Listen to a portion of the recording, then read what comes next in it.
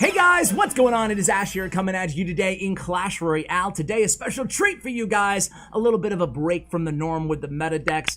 I think it's safe to say today's deck is definitely not meta, but hopefully you guys will enjoy this. It's an impossible challenge. For those of you who are new to the channel, I actually issue these once or twice a month. If somebody can win 12 wins in a grand challenge using a very, very difficult or challenging or impossible deck to actually win with, then they get anywhere from $200 to $1,000 depending on how many days the challenge has been out there. It goes up $50 every day, and at the end of this video I'll issue you guys a classic challenge in addition to that. But suffice it to say, you have a video, so you must have a winner, and we do. It's Anaban. We'll talk about him and his amazing gameplay in just a moment, but first let's look at the deck. So here's the deck, guys.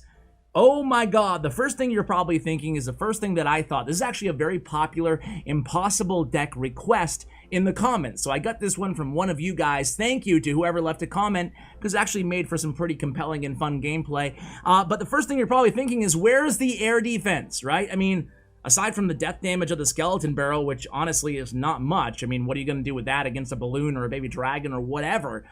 You don't really have any air defense. So if you want to try this deck out yourselves and you want to avoid getting frustrating no-win situations against Lava Hound players, although I will show you guys some victories against Lava Hound players in this video, then I would sub in bats for skeletons. Still, you'll retain that zap bait element of the deck, and in for guards or Skarmy, I would go ahead and sub in the Mega Minion. Actually, probably for guards, that way you can retain the zap bait effect in the Skarmy. So otherwise, the deck is actually pretty nasty if you're facing a ground-based deck, right? And today we're going to see plenty of awesome replays. And again, I will go ahead and end the video with a live match. Probably a frustrating loss, but a live match nonetheless. The reason I was so keen on doing this one today here, guys, is because, or this impossible challenge, glue stick. I'm going to start with the Lava Hound replay. Is because I wanted to see the new Bomber and the new Wall Breakers in action. So I want to throw the question to you guys before we actually watch their gameplay. Have you guys noticed a big difference in either of these two cards, Bomber or the Wall Breakers, after their pretty sizable buffs? Me personally, not to sound like a hater, not to be negative, I'm just not a big fan of either of those cards. You know, you're not going to be a fan of every card in the game, and suffice it to say, yeah, not a big fan of Wall Breakers. I never have been. You guys know, since the day they were released, I'm like, meh. Not do I think they're going to be weak. I just don't think they're that interesting of a card, but, you know, that's my opinion. What is your guys' opinion on Wall Breakers? Are they good enough to be meta? See, like in that situation right there, they just died, you know? And I don't know. I just don't know. I mean, they're too high risk and low reward in my opinion, to be like tier 1 meta card. Not to say they're useless, but I'd rather roll with, you know, give me the poor man's Wall Breakers, Fire Spirits. They can target air, they're only 2 elixir, and at least they do impact damage upon their death, you know? I mean, the Wall Breakers do now too, but it's only if they hit their target, you know? Anyway, back to the match here. Going against Lava Hound. No Lava Loon, because that's really gonna be impossible. But Lava Hound here, and Glue Stick, which is Hatcher's first opponent here, in this match, is a 20-game winner. So before you say, oh, all these guys just suck, Ash. No, dude, they do not suck, Ash. Demonetized. They do not suck. Comma. Ash brought you the best, or period. Ash brought you the best players out of all of these replays you'll be watching today. So safe to say that all of these players are either 19 or 20 game winners that I'm going to be showing you replays of in this video. I apologize for that. Didn't really come out right. All right, so here we go. 1 minute remaining almost, 1 minute and change remaining against Glue Stick here in this match. Tempted to restart this recording of the video, but you guys, I guess, will know either way, depending on how the rest of it goes. So Glue Stick goes with a Mega Minion, and then finally a Lava Hound down, and immediately Hatcher, who is VJ together, actually, shout out to VJ. He got 12 wins with the deck, but unfortunately, VJ ended up not using the deck for the first 6 wins of the Grand Challenge, so he had to be DQ'd, but it wasn't on purpose. It's not like he was trying to pull a fast one on me. So anyway, Giant Skeleton does get to that left tower and gets the damage there for Hatcher. So things looking all right, but how is he going to deal with this in the left, guys? 2 Mega Minions and a Lava Hound in the left. The Skarmy is down against that Miner, and things are looking pretty good if that balloon can connect, and it does with only 13 seconds left. Despite the Lava Hound, despite the 2 Mega Minions, we were essentially able to cycle enough skeletons, a giant skeleton, a skeleton barrel, every skeleton that we have in the deck to try to keep that left tower standing, and miraculously, we're able to do so there for that victory. Again, I'll try to remember to show you these guys' profiles there, but, you know, shout out to Gluestick. I think it like probably took him a while before he was even able to recognize what deck he was facing, and that's the weird thing when you face a deck like this, right? So let's go ahead and share another replay here. Let's see. I want to go with Anaban was actually the winner of this challenge, and you know what, guys? Let's just go with the 12 win here against another 20-game winner. Anaban at the top of your screen, obviously, playing another Lava Hound deck. So let me know what you think of this one. Then we'll start showing some dominating replays by Anaban, and we'll end with a replay from Distrughy, a guy who got 11-2, or 11-3, excuse me, 2 times in a row. But I don't feel so bad because Distrughy's won other challenges in the past, impossible challenges. So anyway, here we go. It's XX Durher XX. Going in opposite lane with a balloon again is Anaban. Anaban is able to connect with that balloon. If you look at Durher's hand there, he really didn't have an option. He had to quickly cycle to that Mega Minion to counter that balloon. That's what you're going to see from Anaban every single time that Durher goes to launch any attack. He basically hits opposite lane pretty hard with the balloon because, hey, when you don't have an answer for whatever your opponent's win condition is, you guys already know this. Best defense oftentimes is a good solid offense in the opposite lane, just like you're playing against Beatdown here. So a bad move there with a high tombstone from the opponent, and it's just it's really the only mistake that I could really find here in the match, but it was a really costly one. You really should not be using your tombstone in those situations, and he ends up taking a balloon hit needlessly there, seeing as how Baby Dragon was the only thing in hand to stop that balloon because he didn't have that tombstone. It fell prey to the skeleton barrel. So anyway, here we go. It's going to be wall breakers in the right here, and boom, they actually explode into the tombstone. So again, tombstone out of rotation here for Durher, and then Anaban keeps launching these aggressive offenses in the right lane, and he goes in with the skeleton barrel. This time Durher decides, you know what, go ahead and take my tower. I have the heavier deck. I'm going to try to cash in double elixir time, stemming from this big push that we're seeing right now. So here it goes. It's a Lava Hound. He has the Mega Minion selected, 3 seconds remaining or so here in single elixir time. Now we're going double elixir, but Anaban again, relentless with the pressure here, trying to make Durher spend more elixir, and he has to there. He has to go ahead and use his Mega Minion. He has to use his guards. He has to use his bar barrel, all to keep that giant skeleton off of his Princess Tower. Now, he wasn't able to really support that Lava Hound push. He does have a Baby Dragon though, and he's trying to protect as best he can with those preemptive guards placed on the Princess Tower. He's definitely going to take the left tower here, but he could essentially go in for a 3 crown here. But instead, he maybe overcommits a little bit there. He's going to go ahead and use his bar barrel, cycle to another tombstone, pull that balloon to the opposite lane. But again, that giant skeleton in the pocket. Now wall breakers on the left lane.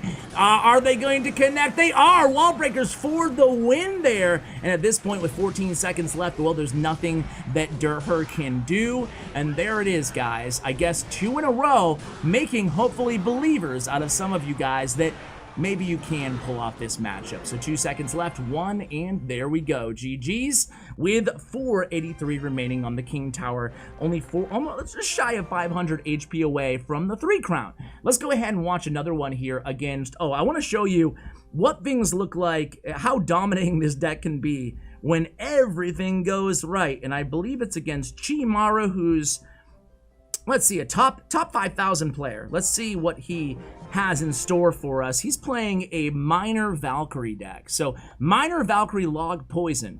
You would think that with Valkyrie, Log, and Poison, well, he has 3 good answers right there out the gate for all of our skeletons sworn.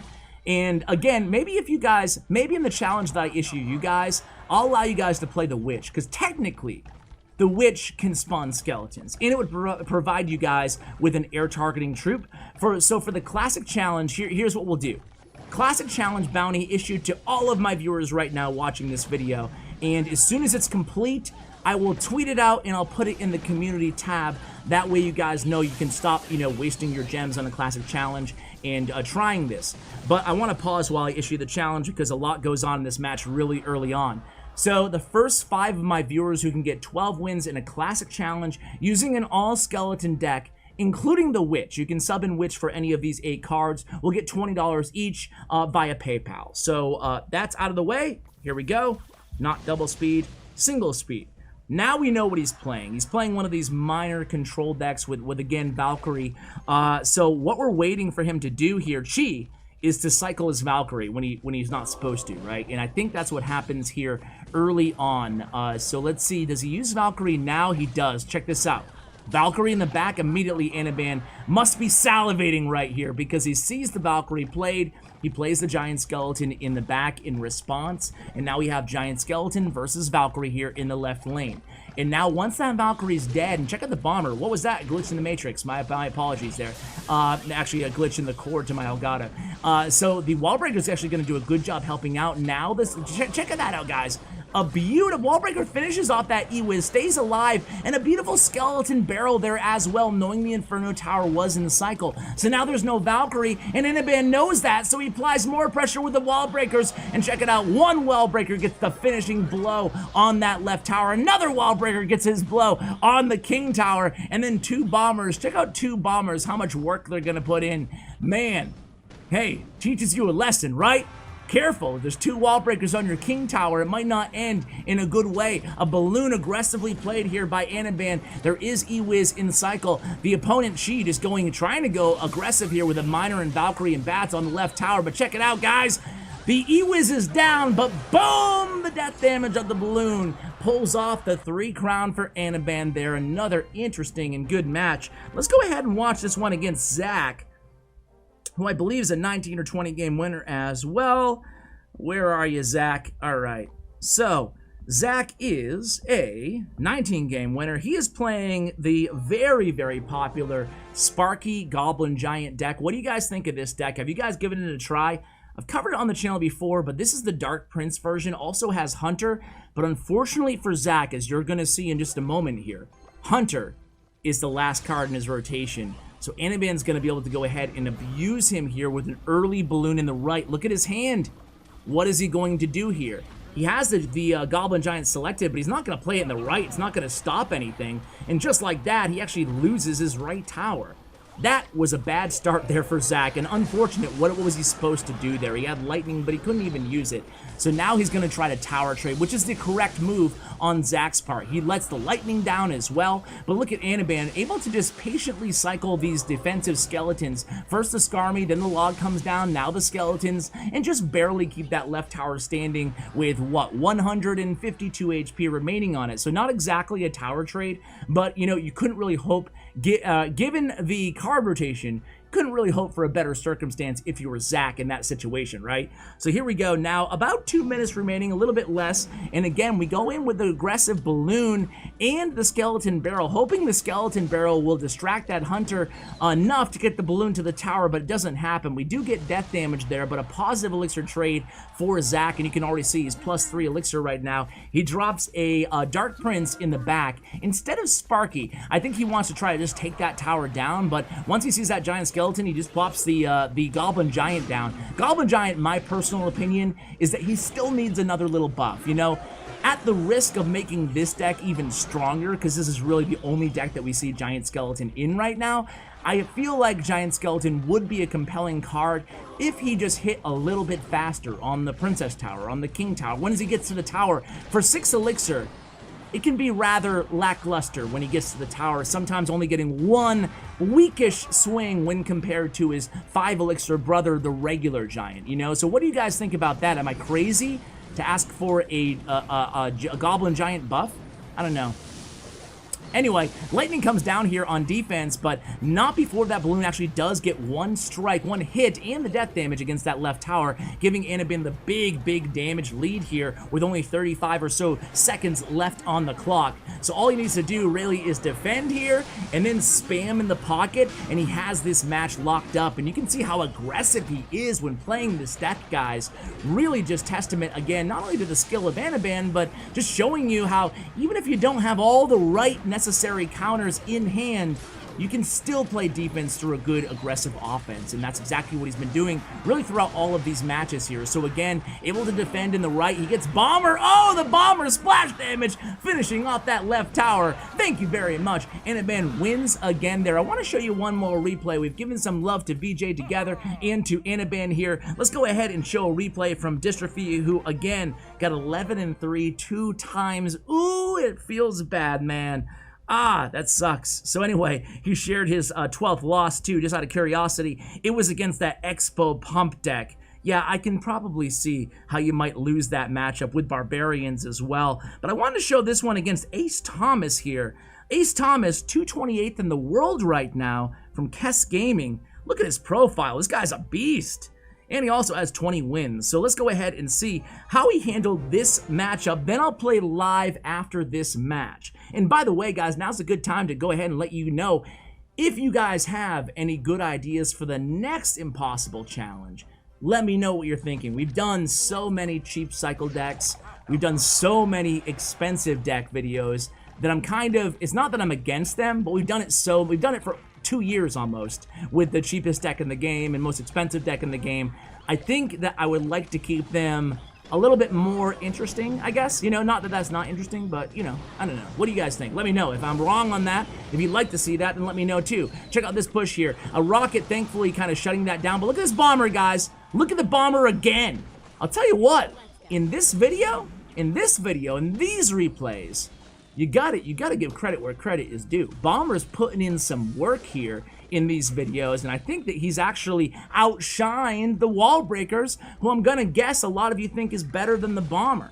What do you guys think? Am I crazy?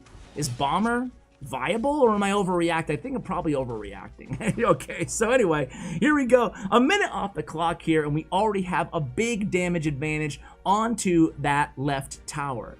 So you can see, just has kind of the Inferno. He's going to have the Goblin Barrel, obviously. He has Inferno Tower selected. So here it comes, Goblin Barrel. But Bomber, again, putting in some work on defense, too. He's like, I got this, man. I got this. So Bomber in the left lane. And, you know, against bait, you can almost preemptively drop that Bomber. And how cute is this? Oh, my God. Can somebody take a screenshot? Father and son. Oh, hand in hand. He's like, hold my barrel, fella. Look at that. How cute is that? Okay. Shut up, Ash. All right, so here we go. And 2 more kids, just like that. Wow, the family is growing. We have Wall Breakers, we have a Skeleton Barrel, and we have, is Bomber dead now? I guess Bomber's dead. One of those Wall Breakers does connect with that Inferno Tower, and Giant Skeleton's gonna get to the tower. Oh my God. All those skeletons, way too much, even for the princess and the log to handle. And tower is down, and we're not even at double elixir time yet. And at insult to injury, the giant skeleton bomb takes out that poor princess as well. Here we go, double elixir time. Now Ace Thomas is mad. He's going in, he had the predictive log there. Not a bad log, but again, Bomber putting in some work on defense, able to buy just to be enough time. And here comes some dirty BM. Distrughy, come on, man.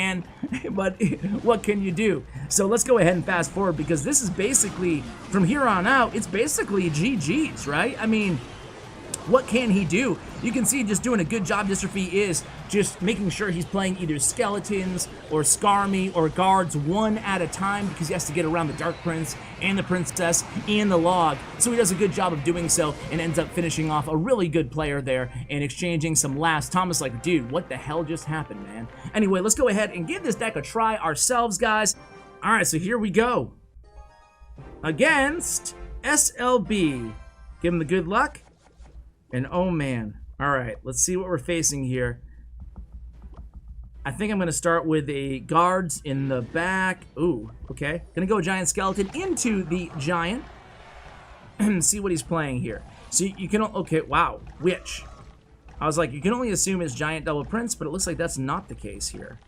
So we are going to just Bomber and skeleton barrel. Ooh, crap. Witch and Wizard, forget it, man. GG's, right? How am I gonna beat this? Alright. I don't want to sound like a defeatist. At least both of those troops will run right into my giant skeleton. I think. Wizard! Okay, good. Cool. A good counter push opportunity for me here, actually, guys. Oh my god! Skarmy. Balloon. Skeleton barrel. Come on, baby. Come on. He has... Oh my god. This is so annoying. Can't believe he has, Inferno Dragon, too. Okay, we were able to get a decent amount of damage. I thought I had him there once he logged, though. I really did.